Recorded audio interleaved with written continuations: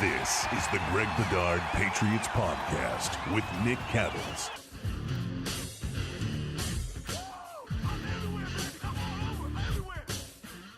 Well, that was certainly better than last week against the New Orleans Saints. My goodness. The Greg Bedard Podcast with Nick Cattles, brought to you by Legends, a premium athletic apparel built for the modern athlete, owned by some of your favorite athletes, including Willie McGinnis, number 55 himself.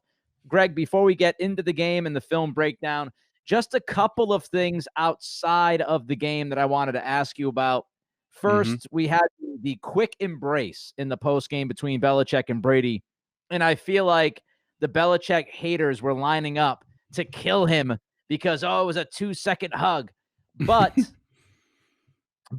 then we found out that Brady and Belichick met for 15, 20 minutes in the Tampa Bay locker room area, undisclosed room.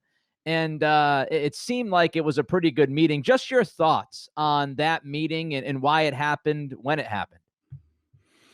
Yeah, Nick, I don't know if I said it on here last week or I don't know. I did a bunch of interviews last week, so I'm not sure where I said it. But basically, I hit the double fecta with the. I thought that there would be a half hug embrace on the field, and I did mention that I thought there would be a behind the scenes meeting, possibly in the Buccaneers locker room. Now, I didn't have any inside information on that.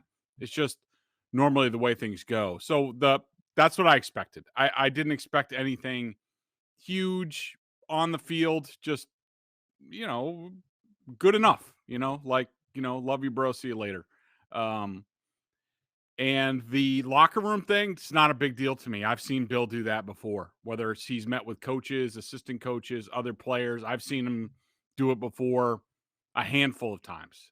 So that he did that is not unusual to me. I think it's good that they got that time together by themselves. And, I assume it was, there's really in the visiting locker room at Gillette, there's basically like one doorway that leads to the training room and where the coaches get dressed and stuff like that. So there's plenty of space back there for them to have a little private conversation. I bet it was held in the training room, since it seemed like it was pretty late in the night where most of the guys were gone and on the buses, and Brady he went straight from there to his press conference.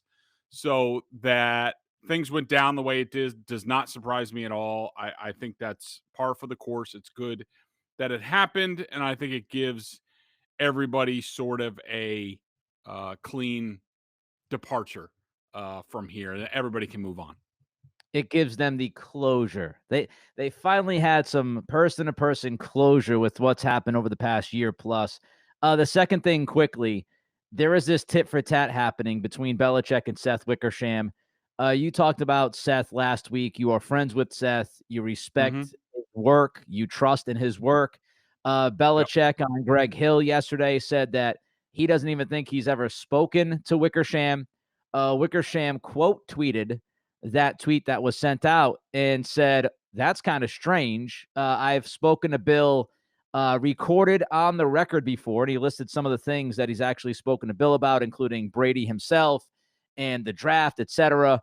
What do you make of this back and forth? Is it just Bill being Bill, just trying to swipe this off as an unnecessary distraction? And Wickersham has receipts, which obviously will make Bill look pretty bad.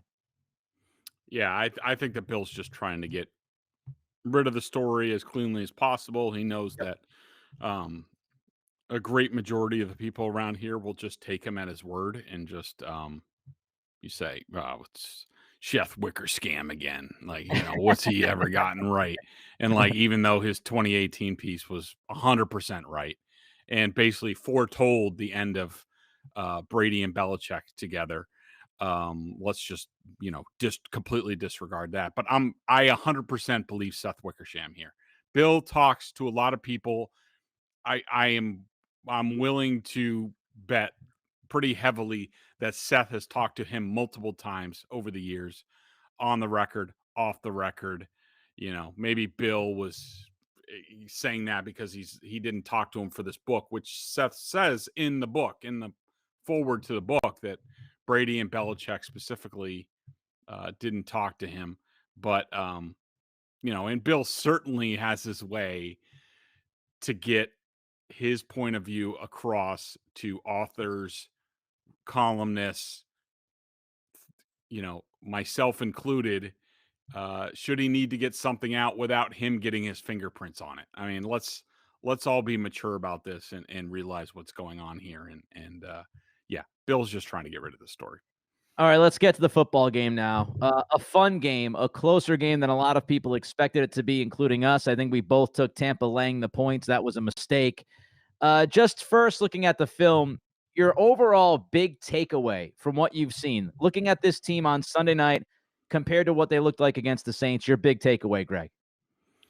I think they made progress. I thought leaving the stadium on Monday morning about 4 a.m., I thought that they had made more progress than, watching back the coach's film this morning. I want to temper that a little bit.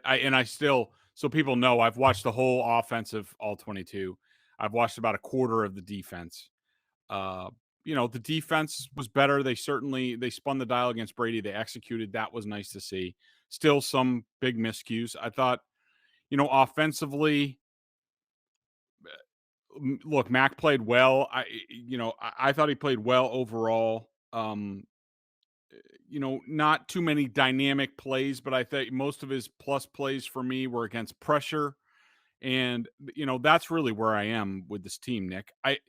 The bottom line is they can't block anyone. Like, and I'm sure we'll dig into it later, but like the offensive line can't block and multiple people. Isaiah Wynn can't block. Owenu gets benched. David Andrews now suddenly in the last 2 games can't block anyone. Shaq Mason has been fine. I mean, he wasn't perfect, but he was pretty good. And right tackle, we know, has been a disaster. The wide receivers can't block anyone. The tight ends can't block. The running backs can't pick up the blitz. Like, what? I don't understand what the hell is going on down there. Like, I have never seen anything like this from their blocking operation. And, for anyone out there, and I've even seen, I think the Ringer did something about Mac Jones's decision making and this and that. And first of all, just remember that most analysts, especially people who you don't really know their background and are younger, they come from a certain let's say bias when they look at certain players, and they're used to certain players and they prefer a certain type of player. Matt, there's been nothing wrong with Mac Jones's decision making. Has it been perfect? No, he's played 4 games. Did he miss Hunter Henry in the end zone, in the red zone? Yes. In this game, yeah, he needs to put it on him. But Mac Jones is doing just fine, and he's playing well. He's not being dynamic or anything, but that's because they're not freaking blocking for him, Nick. Like, it's unbelievable. They can't, even when they try to do a shot play, they never get to it because there's too much pressure. And so until that gets cleaned up, and I don't know how it's going to happen, Nick. I don't know. We're now 4 games into it. This is a group that the previous 2 years have been outstanding and really been the heart and soul of this team. And now there's failures all over the place.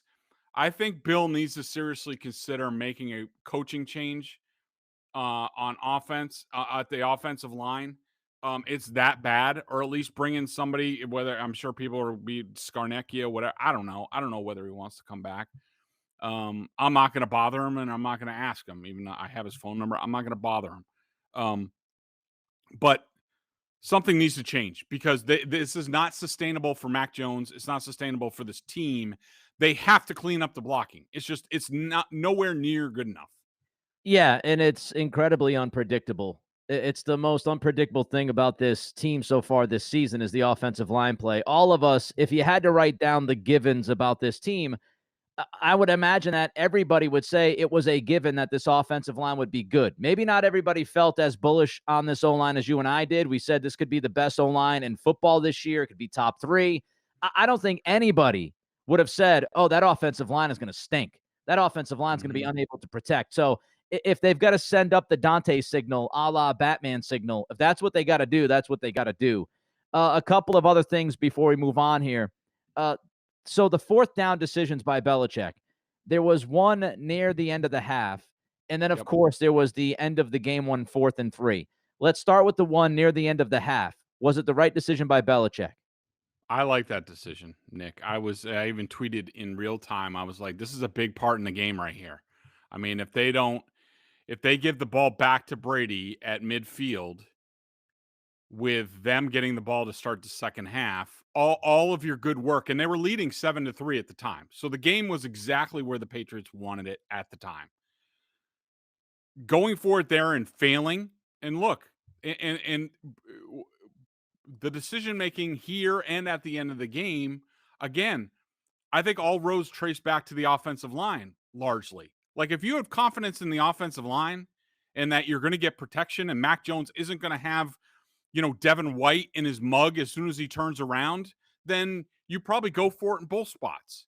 But that's just not where the Patriots are right now. And you can't just, that's why you can't look at stupid win probability charts. Like, because it doesn't take everything into consideration, including the fact that your offensive line can't block and your tight ends can't block and your running backs can't pick up the blitz with consistency. And so to me, I thought it was a 4-point decision by Belichick. I think he thought, all right, I punt the ball. Hopefully Jake Bailey doesn't kick a touchback like he's been doing. And we pin him back. And look, I don't love my defense, but 95 yards in this amount of time. Yes, they have timeouts. I have confidence that we're not going to give up a huge play. We're going to make Brady go 10 plays, whatever, to kick a field goal, and we can hold them to a field goal with 95 yards. Turning the ball over at midfield with that amount of time, all of a sudden you invite a lot more in, and I think by going for it, you increase the chances dramatically that the Bucs pick up 14 points and suddenly take a 17-7 lead before you touch the ball again. If you punt the ball, the worst it's going to be is 13-7 with 10 points, a field goal and a touchdown. You're within a score.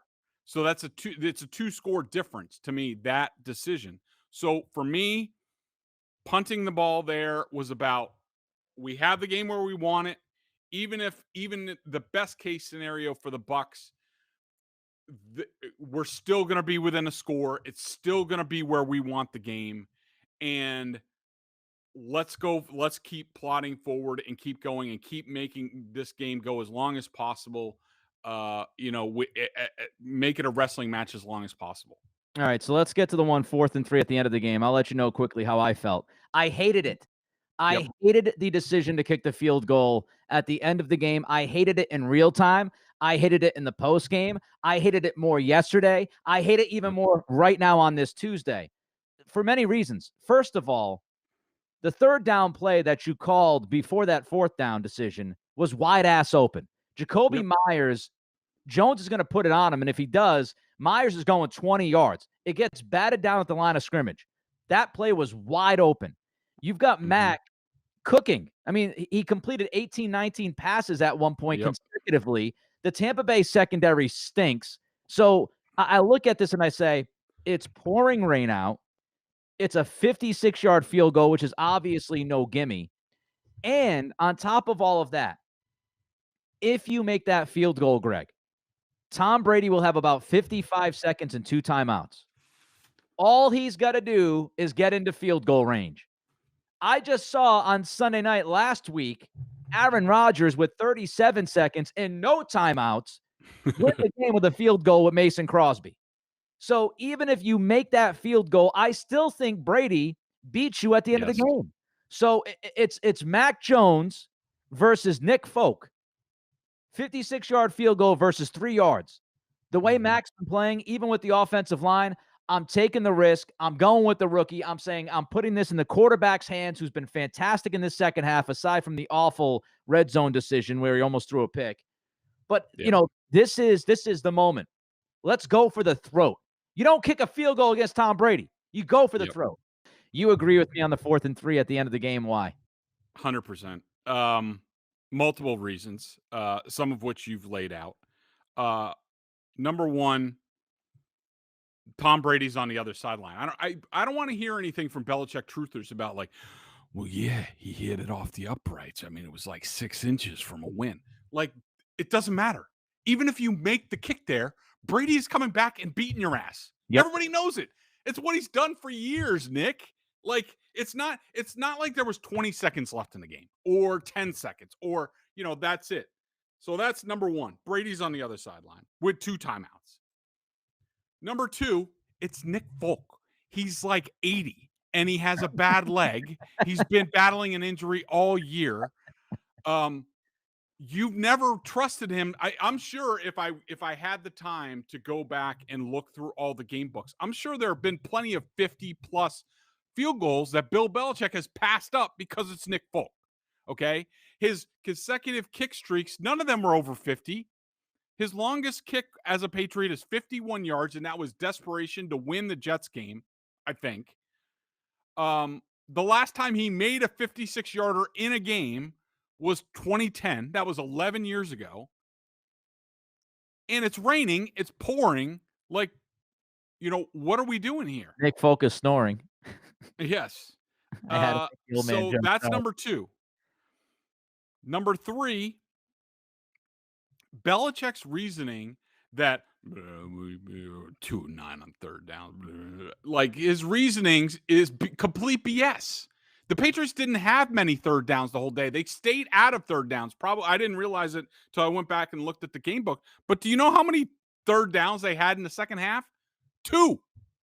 They only went to third down twice, and one was 3rd and 9, which they failed, and one was 3rd and 12. Not the same situation. In the first half, they had 3rd and 17, didn't pick it up. But guess what, Nick? On their touchdown drive to Hunter Henry, picked up 3rd and 4, 3rd and 5 on a DPI, 3rd and 3, which is apples to apples to the situation that they were in. And 3rd or 4th, I forget the number of reasons I've had, is I completely agree with you. His team had battled their asses off to that point. Like, Yep. Reward the guys. Yep. Like, go for it. Be like, you guys have done exactly what I've wanted to. We've stayed within. All we wanted was a shot at the end of the game. Here's our shot, and we are taking it because we're 1-2, and we can't really. 1-3 is not good for us. It's not a death sentence, but it's not good for us. So we're going for it. And if I'm going down, I'm going down swinging. I mean, I just didn't understand it. I think it's.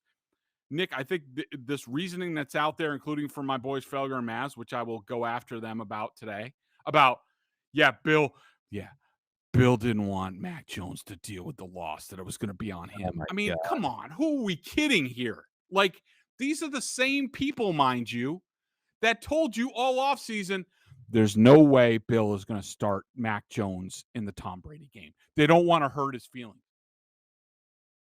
They caught Cam Newton. He started this game. Bill doesn't care about any of that stuff. To me, Nick, I thought this decision was about a couple things. I thought it was, number one, Bill had little faith in his offense that they could actually offense and defense, that the offense could execute properly in a big spot against the speed of Tampa when they were going to come with an all-out blitz or something like that, which I'm sure Josh McDaniels had something good cooked up for. This is what you do. You game plan for this type of situation. And he probably had no faith that his defense was going to stop Tom Brady. They didn't stop Tua.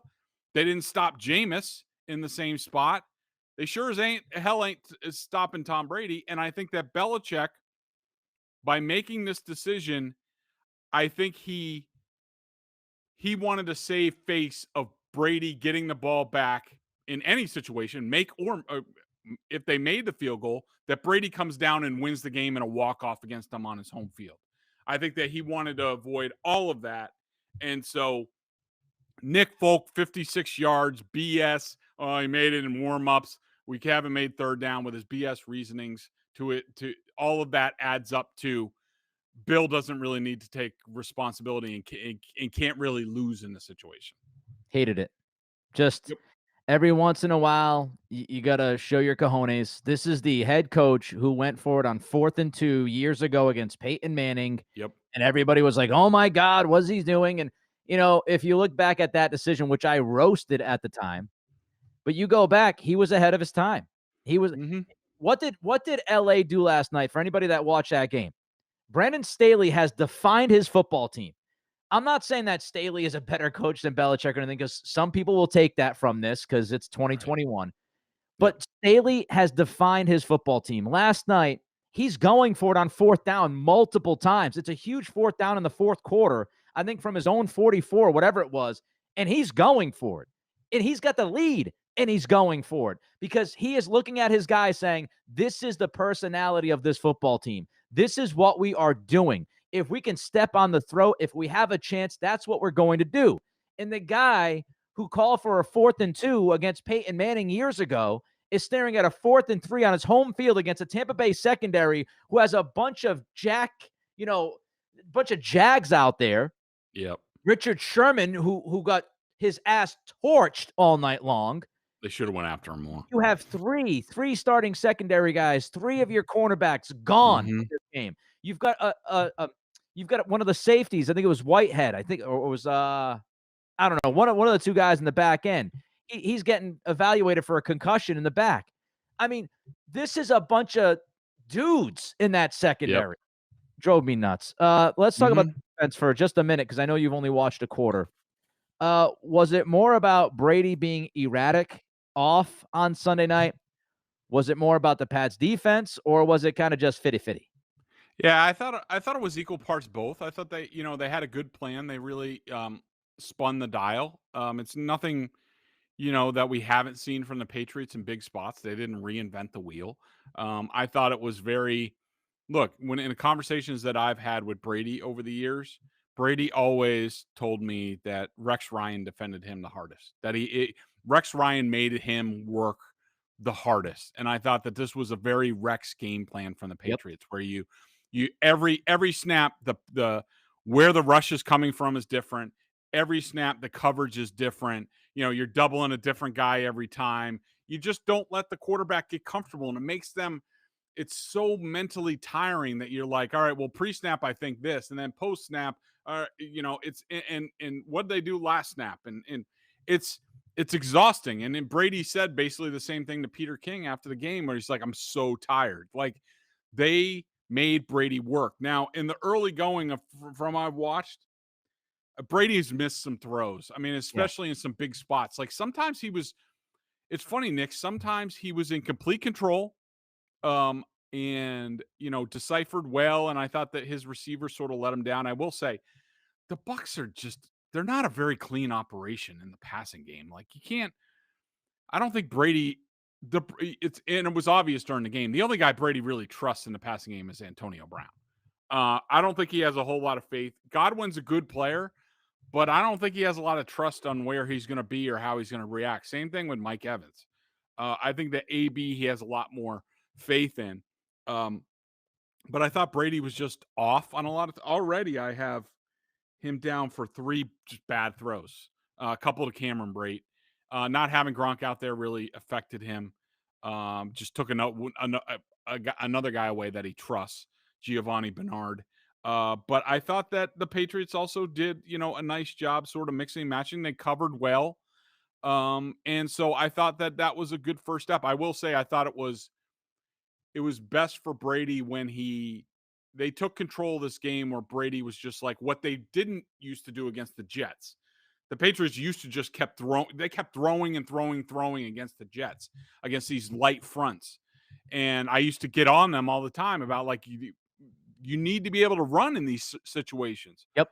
Well, in the second half, basically, Brady was like, especially that touchdown drive, Brady was just like, we're going to run every down. And I thought that gave them control. And I thought that was a mature decision and sort of, movement in the game for Brady and the Bucs. I agree with you. I tweeted at halftime at Nick C Radio. If you want to follow me, everybody follows Bedard at Nick C Radio.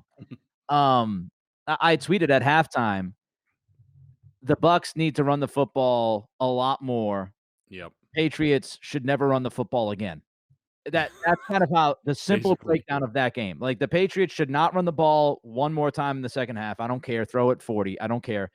And I thought that the Bucs, it was surprising to me because you and I talked about this last week. We thought the Patriots would play a lot of coverage against Brady. They were not going to allow him to throw for 500 yards. And we both thought that Leonard Fournette would have a big game. Hopefully, many of you bet the over on his rushing yards because it was still pretty low going into the game. But, when you look at it, first half, too reliant on Brady in the passing game. And then in the second half, when they did go to the run, their offense was much better. Let's tell you about Legends before we get to 3 up, 3 down. Legends is a premium athletic apparel company. And we're talking about this is built for the modern athlete, owned by some of your favorite athletes, including Willie McGinnis and many, many others. I think Steve Nash is another name that's on there. This stuff is top of the line. Look, Willie McGinnis, we know his career. Great NFL player. He's not going to get mixed up with something mediocre. He's not giving you anything average. He's giving you top of the line. Legends is top of the line stuff.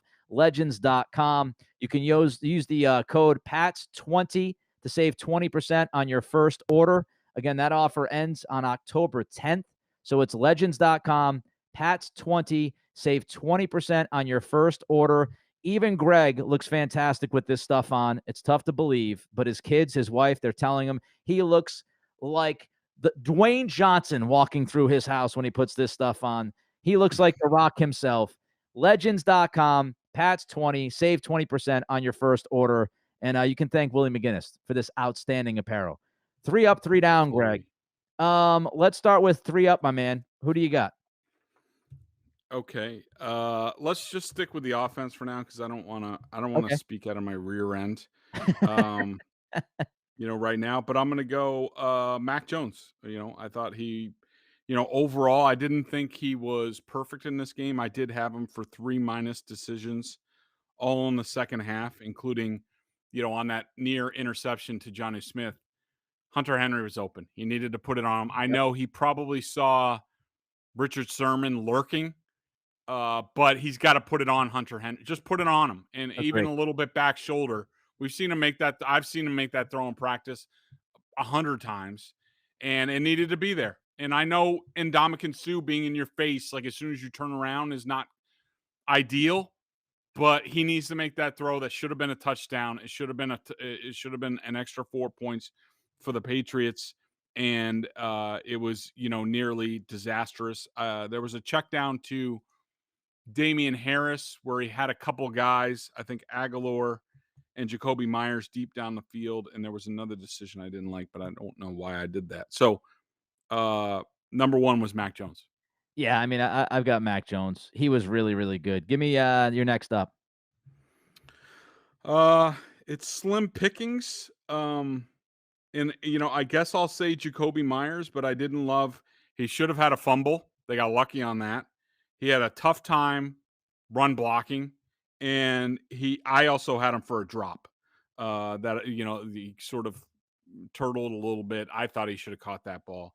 But number 2 was Jacoby Myers for me. I'm gonna go defense. I thought Matthew Judon was a machine. The guy's been good all year, and I thought he was terrific. One more. Do you have one more? Again, slim pickings. Yeah, I guess I'll go with the best of the worst on the offensive line, and that was Shaq Mason. I only had him for 1.5 knockdowns. That's actually really good for that unit. But I thought that Shaq was the best on the team. I'm just looking quickly over Pro Football Focus's grade. They didn't have anybody on offense with higher than a 67. Which is I don't know if I've ever seen that before. And on defense, just to quickly, what I said after the game as far as my 3 up and 3 down off the game. I'm just looking for it real quick, and it was, let's see. I had Duggar and Judon. And by the way, can we say well, we'll get to the 3 down in a second. Let's get to the 3 down right now. You can start it. Isaiah Wynn. He's awful. I don't know what's going on with him. I mean, he just got absolutely trucked early in this game. Like an embarrassing ass over tea A rookie. Yeah. Joe Tryon's a rookie. Yeah, Tryon just dismissed him. I mean, that is I tweeted, I don't know what happened to Isaiah Wynn, but so far this season, he has absolutely royally sucked. And I don't know what's going on. Absolutely. You have a second Second down? down for me. I'll go with, again, picking between. Well, let's just go with right tackle combination between Haran and Durant. They combined, they were not good. Yeah, J.J. Taylor. When you get your opportunity, Oh don't yeah, fumble the good one. damn football. I mean, that's 3 points right there. That such a gigantic turnover. Again, like the Miami game. This game is winnable. Stop the mistakes. The Taylor fumble was huge. Who else you got, Greg? I'm gonna go Chris Collinsworth because during the telecast, Hold he on. actually I have Collinsworth written down. If I could, I have nice. I had my joke, Collinsworth. It was all lined up. You beat me to it. Go ahead, take it away. Oh no, you got it. You started it. Go. I was just gonna say. So I was listening to the broadcast during the game, and Chris Collinsworth says, Al, I think that Dietrich Wise is the best defensive player on this team. And I was just like, I just about fell out of my chair in the press box. Like, I think I coughed up a cookie or something like that. Like, Uh, what? This dude partially owns Pro Football Focus. Like, wait, hang on. I need to look at the season. I'll do it while you're talking. But then he also said that, Al, this Patriots defense really misses Juwan Bentley, who's really their best downhill linebacker. Like, bro, what are we doing here? Like, could you have two worse statements? But I'll let you take it away because I just the want to see where Pro Football Focus, Collinsworth's site, has Dietrich Wise ranked. the Wise shit was priceless. Like, as soon as he said that, everybody watching that game that knows anything about the Patriots just stopped in their tracks, and we all felt like we were living in some kind of alternate universe. In what world is Wise the best defensive player?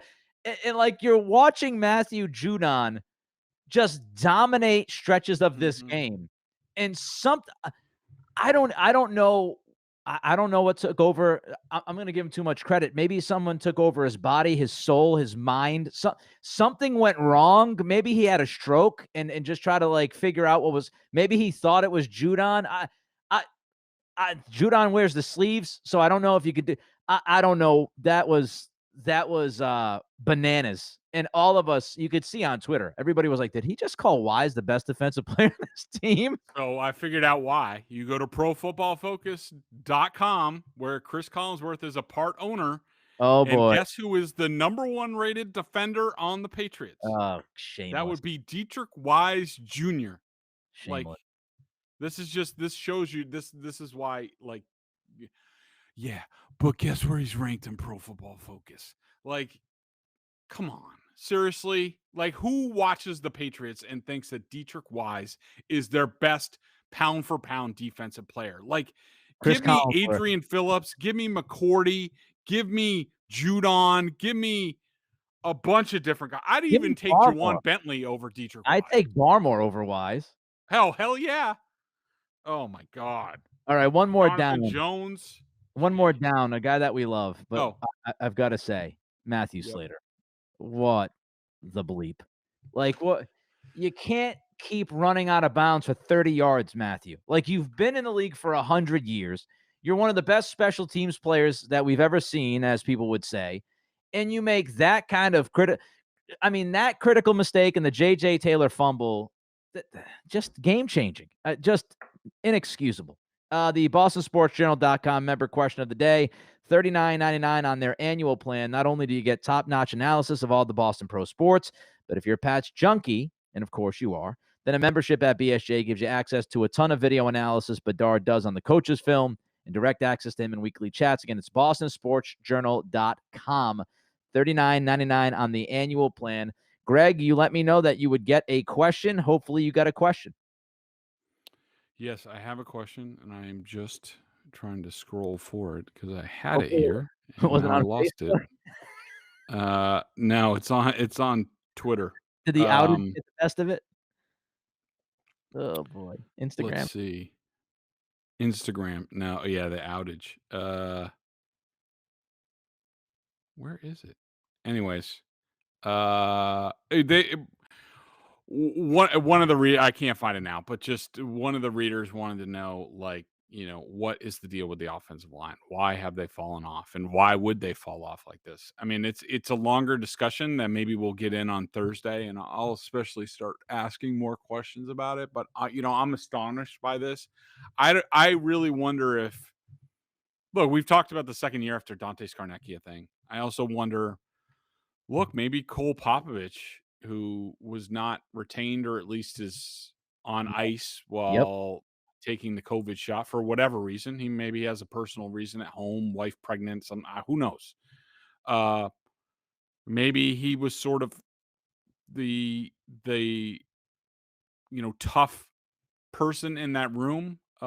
Maybe he got on guys' asses a little bit more. Maybe he was the bad cop to Bracillo's good cop, and it worked well last year. Whatever it is not working. And Billy Yates is now sort of the assistant offensive line coach.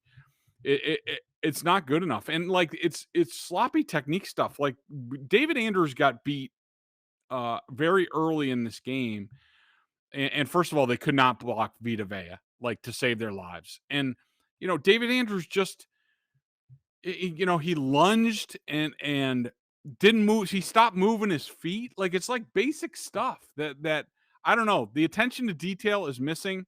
I think if this doesn't get cleaned up soon, like this Sunday, I think the Patriots have to make a coaching move somehow.